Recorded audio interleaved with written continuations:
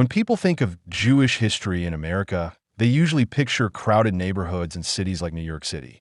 But in the late 1800s, thousands of Jewish immigrants did something completely unexpected. They became farmers on the windswept plains of North Dakota. And for decades, these immigrants built thriving farming communities in one of the most unlikely places in America. In the late 19th century, Jewish families living in the Russian Empire faced discrimination, violent riots known as pogroms, and strict laws limiting where they could live. Many fled to the United States, searching for safety and opportunity. Organizations like the Jewish Colonization Association believed that farming could give Jewish immigrants independence and stability. So they helped families settle on farmland across the American Midwest. Some of those settlers headed north to the open prairie.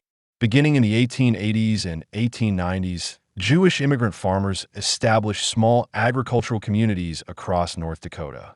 One of the best-known settlements formed near Devil's Lake, North Dakota. Another developed near Ashley, North Dakota.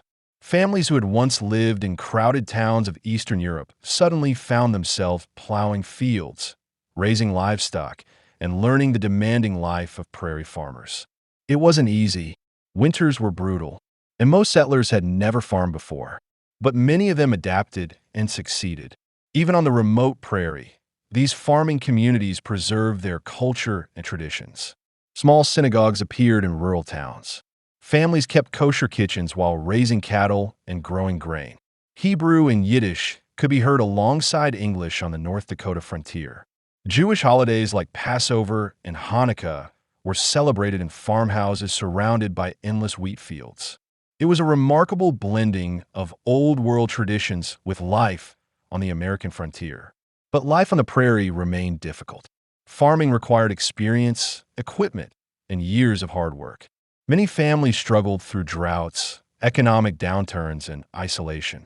By the early 20th century, younger generations began leaving the farms. They moved to larger towns and cities, searching for new opportunities.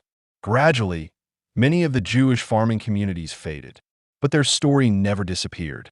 Today, the Jewish farming communities of North Dakota are a little-known chapter of American history, but their legacy remains.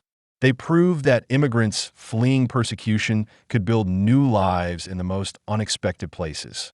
From the villages of Eastern Europe to the open plains of North Dakota, these settlers helped write one of the most surprising stories of the American frontier.